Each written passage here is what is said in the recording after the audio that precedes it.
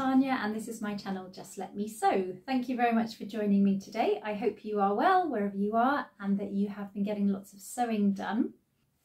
Thank you very much if you are a regular viewer and you have already subscribed to my channel. If you haven't subscribed already, I would really appreciate it if you would consider hitting that subscribe button. It really does help my channel to grow.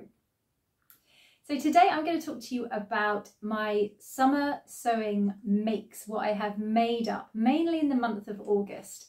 Now, I have actually managed to make quite a lot up in the month of August.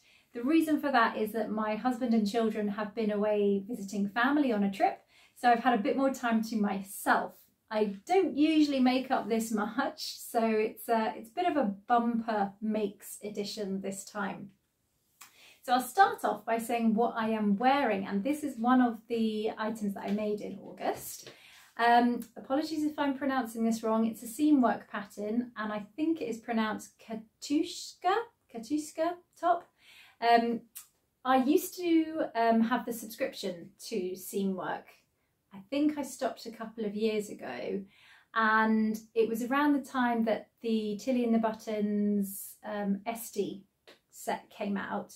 And I really like the look of the square neckline, but I had a feeling that seam work had something similar, which they did. So I thought, well, I'll just make that up because I hadn't really thought about that pattern before. It is a little bit different to the Tilly and the Buttons pattern. It has at the bottom, you can't see it because it's such a busy pattern, but it has a seam running along here, and you attach this as a bottom panel. And it's the same on the back. And the reason they do that panel is because there's this little side vent there, so it makes it nice loose fit. I did find when I made up my first version of this about a year ago that it did have that gaping issue that the Tilly and the Buttons pattern has as well. So I followed Angela's tip from Devon Thread Tails to do a size smaller at the top and then grade out to your actual size at the underarm, and that has really helped on the top.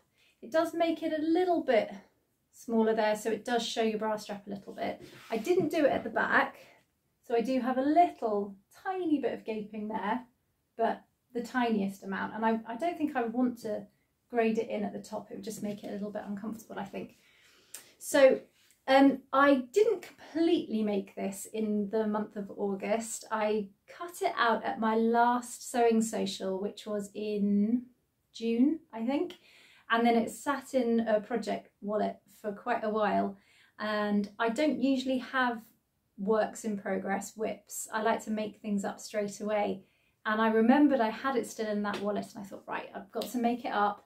And it's pretty easy to make up.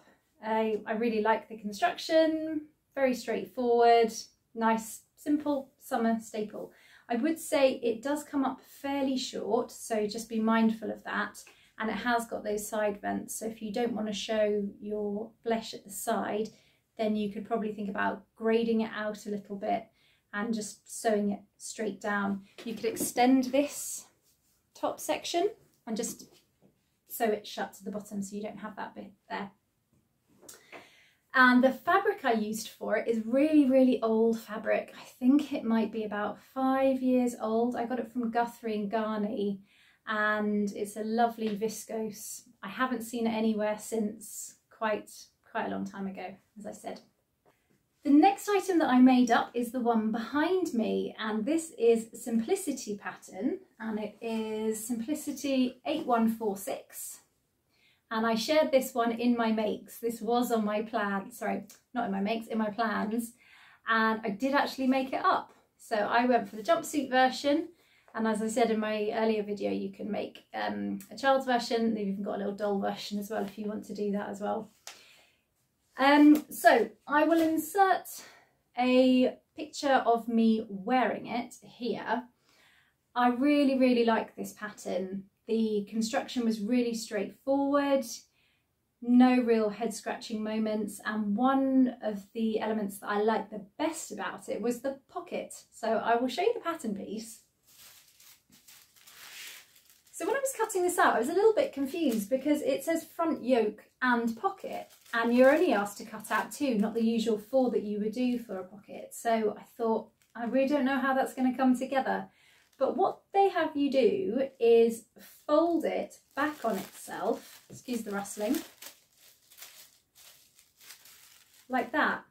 So it's sewn in like a sort of yoke, that's on the inside, and it just makes for really quick, easy pocket insertion. You haven't got to worry about, you know, matching up the two pieces, going around the edge. It's so quick and easy. So I think I'm going to consider using this pattern piece if I ever have any slanted pockets ever again, because it was really quick and easy, and it's nicely secured to the waistband, so you haven't got anything flapping about as well. I'll get the jumpsuit down to show you. Okay, here it is. So it's finished at the top with binding, and you gather it along the top, along there. And the straps are binding all the way around that goes up there. And it's closed at the back. You've got a little keyhole opening and a button and loop to close it. I did have a little bit of fitting issue with this. I used a chambray, which is, I guess, on the heavier side. If you made this in a viscose, it might not be an issue. But I believe the pattern does say you can use a chambray. Yeah, it's batiks, challis, chambray, cotton types, so it shouldn't really be an issue if they themselves suggest this fabric. But at the back, it's probably just to do with my body shape as well. There is a lot of excess fabric at the back, and it really does billow open because it's a bit more of a rigid fabric. It doesn't do a nice sort of billowy effect. It just sits quite proud. And then the front, that was quite low as well. So what I had to do as a sort of quick, easy fix was take the straps up. And because they are all bound, it's not very easy to do. So all I just did was fold them up and sew it down like that. I may in the future go back and undo that and reattach the waist. So if I can unpick that and reattach it, maybe cut off about an inch. I think an inch would do, because the trouble with doing the straps like that is it then makes it a lot tighter around the underarm. It's not really a problem if you're just wearing the play suit, but in the UK sometimes you want to wear like a t-shirt underneath it because it's not quite warm enough, and then that extra fabric does make it a little bit tight. So that's just a change that I would need to do. And you can see at the bottom the pockets. Like that. Really nice insertion of the pockets. And I'll just turn it inside out to show you from the other side as well. So here it is inside out. And there you've got the pocket. So you haven't got any stitching there just along the bottom because you've just folded it back on itself, and then it gets sewn in to the side seam. Really interesting. I've never seen that way of doing a pocket before, and it made life much easier, much quicker. Really like that. So all in all, a success. Really enjoyed making that, and I enjoy wearing it as well. And I think I will definitely be making more of those. Next up, it was a rather impromptu make, which was not on my summer plans list. I thought I just wanted to make something quick and easy, and I decided to make up an Ogden cami and a pair of matching shorts so I could wear them sort of like a mock play suit. So I could have the Ogden cami tucked into the shorts, or I could wear the cami separately or the shorts separately, like mix and match. So here are the shorts, and I used a beautiful Nerida Hansen cotton. So great fun. And the pattern that I used was quite an old pattern that I've talked about quite a few times before. It's a simplicity pattern, very well used, kind of falling apart a bit now. And it is Simplicity 5448. It's a really good pattern. You can have longer lengths of culottes with an elastic waistband, a skirt option, or these shorts as well. And it even comes with a little top if you wanted to do that as well. So I made these up in a shorts version. I didn't have quite enough of the fabric to do the pockets completely in this fabric. So what I did was The back pocket piece I did in the actual fabric because I thought that's more likely to peek out, and then the front I just did in a white, so you can't really tell when you're wearing them. So those are the shorts. Again, I will put a picture up of me wearing them. I wore them on holiday when I went to Porto. When we attempted to go to the beach, but the weather really wasn't beach weather. It was really misty. If you've ever been to Porto, you'll know that the weather can be a bit temperamental because it's by the coast. It's an Atlantic city. So yeah, it was very misty, but I tried. And here is the Ogden cami that I made to go with them. So matching, came together really well. It's always a nice change to sew with cotton, I find, because I like to sew in viscose, but viscose can be quite tricky to sew with.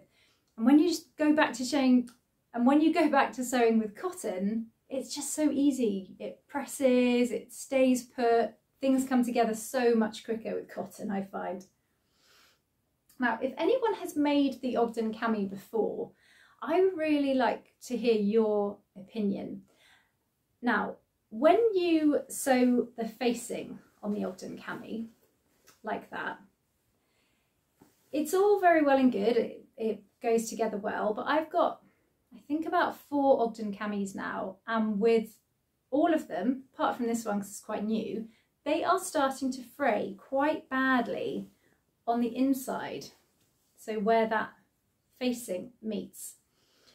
And on top of that, because it's curved, you've got to clip. So you've got clip seams.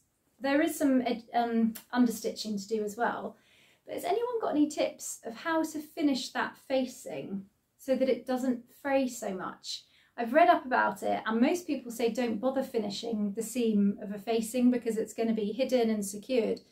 But it is still fraying quite badly on those Ogdens that I've made before, and I don't think they're going to last that many more washes really. So any tips would be really helpful. The next thing that I made up was also on my summer plans, and I'm really glad that I got it made up, and just in time as well. I wanted to make it for my birthday, and I shared it in my plans video, the fabric that I wanted to use, and I did use that fabric, and it's the Cali shirt by Closet Core, and I went for the cropped version. I'll insert a picture of me wearing it there as well. Love the fabric, came from Goldhawk Road. It's a nice cotton. I don't really know what type of cotton it is. It's not really thick, but it's not like a thin voile. But I think those colours are great, and all the lines, the stripes are really good fun. Really like that. And it's definitely not a fabric that I would normally go for. So really pleased with it. So as I said, I made the cropped version. I went for the stand collar, and I also did the hidden placket. So there you go, you've got your buttons hidden there. The buttons I used are some that I got from Tooting Market years ago. I don't know if you can see, but they've got little flecks of glitter in them. Really pretty. So where do I start with this make? I did quite a bit of searching on Instagram to try and find other people that had made this particular version with the stand collar and the hidden placket, because I ran first of all into problems with the hidden placket. I couldn't get my head around the instructions in the booklet. It was just really vague. It said fold the placket piece in a concertina as illustrated. The illustrations were, you know, just had lines, no arrows of saying which way you should fold what. So I went to their sew along, which they have on their website, and again, not that much better. All I could do was zoom in on the pictures as much as I could to try and figure out where the folds were, which was going which way. And in the end, I did crack it, which felt like a real achievement, and it felt really good to do the hidden placket because I think it looks really, really good. But it wasn't easy. It was quite confusing, and I think that was just down to their instructions, which did baffle me a bit because I've heard people talk about closet core having really good instructions. So I felt a bit as if it were my fault that I didn't understand, that I was missing something. I don't know. The next bit that I came up against was, I think, the box pleat. Now I've done a box pleat before, so I knew an easier way to do it. They don't get you to baste the pleat in place. I don't quite know how to explain it, but I did think that was a step that they should have included just to make it a bit easier. And then the worst bit for me was this collar. I was nearly ready to throw it out the window. It was so confusing. They get you to clip into the actual bodice piece to try and ease in the collar piece. Now I was prepared to ease in the collar. I've done collars before, so I knew that that would be the case. But even with those snips in the bodice piece, there was a lot of easing to do. It was really, really tight. And because it was so tight, I then had quite a bit of excess around the top. So you ease in the bottom bit, which is the interfaced bit, I think, and then you have to put the top collar piece on. And there was just too much fabric because it couldn't be eased in like the first bit. So you can see here, I just gave up and just sewed it in with a pleat. I thought it's on the inside, no one's going to see, but you can tell from the outside that it is a little bit wrinkled where that top piece is just a bit too big. I don't know what the answer to that is, what I've done wrong. Somebody did comment on my Instagram post that they had similar issues with the collar as well. But again, I don't know what the answer is. I thought perhaps the collar piece was just a little bit too long. Maybe if I took like ½ an inch out of the collar piece, that would just make it that little bit better. So if you've made up the Callie in the stand collar, please do let me know how you got it to sit nicely and how you inserted it. And then I used a little label, Little Rosy Cheeks, I think that one is. It is what it is, because that's how I felt by the end of it. I was really fed up with it. And I had plans to make another one up in a lovely fabric, Godmother fabric I've got. And I thought, oh, I don't think I want to do that. I'm just going to wait and see if any of you lovely viewers come back with any tips on how I can do that collar a little bit better. And then I might consider cutting into my precious Fabric Godmother fabric as well. But that said, I do like this shirt and I might be tempted to make another one if I can crack that collar, because it is really pretty. I like the style lines of it. I like the cropped version. Oh, I did actually lengthen it by 1 inch. I added 1 inch. I'm 5'4". I can't remember what it's drafted for, 5'6", I think. But even then, I thought I'm going to lengthen it just a little bit. So I went for an extra inch. So all in all, I do really like it and I am pleased with it. The final make I want to talk to you about is a sort of summer make. This has been a long time coming, this one, and I've shared this project before. It's the Lydia Naomi Meadow overalls, and I shared it before because I'd made it up in a cheap grey viscose linen that I got from Pound Fabrics, I think, a long time ago. And I finally got around to making it up a few months back, but I quickly realised a light grey in an entire overall was just too much. So I set about trying to do a little bit of embroidery to liven it up a little bit, to break up the grey.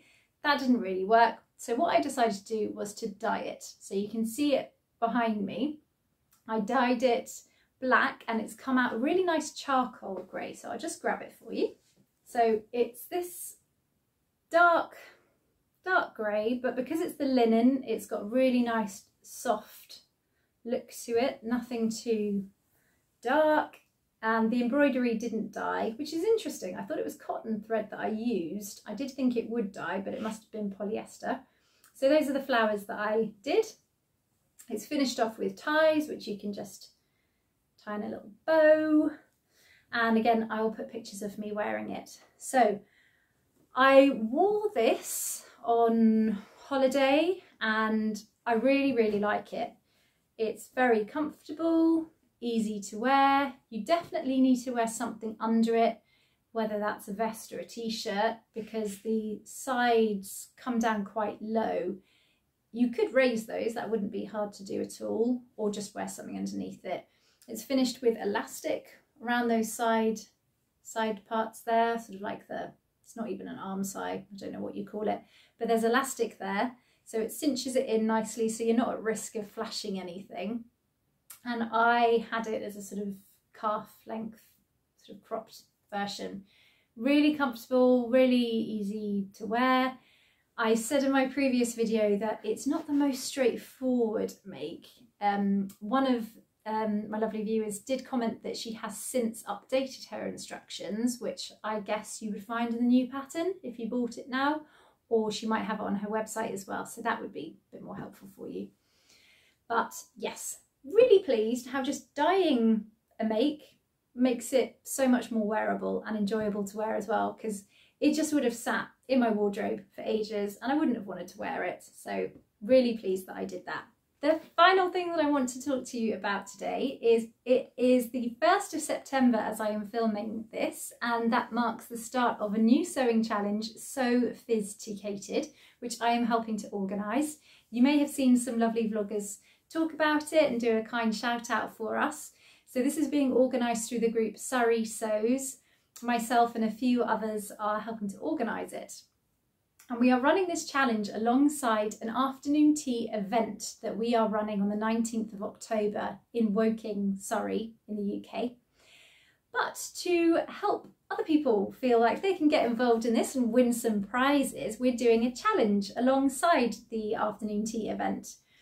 And all you need to do, it's really easy, is between the 1st of September and the 19th of October, is sew up something that you would take to an afternoon tea. So it could literally be anything. It could be a beautiful dress, if that's what you would wear to an afternoon tea. It could be a blouse, trousers, a shirt, tie, a blazer, or it could just be something like a nice little bow to go in your hair, a scrunchie, a bag, anything that you want, anything that you would take to an afternoon tea. So the scope is really broad of what you could sew up. You can enter as many times as you want, and it is open to everybody in the world.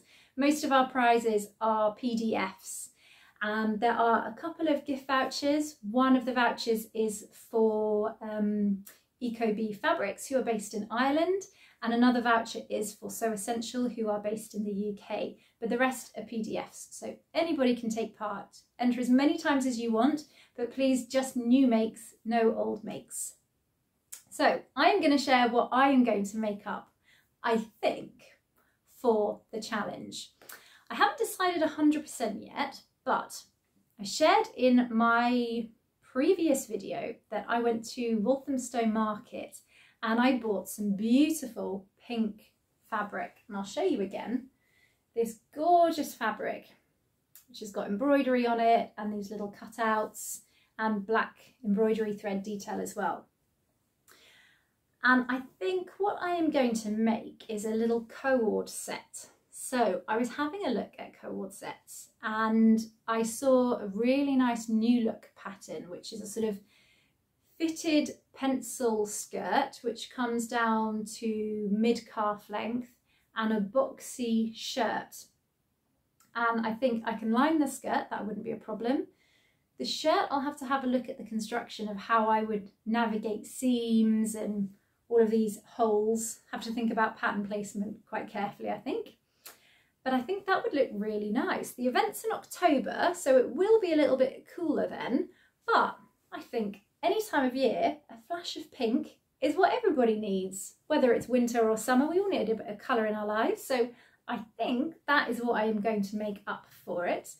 I may well change my mind. We've got a while to go yet, so watch this space. I'm yet to decide.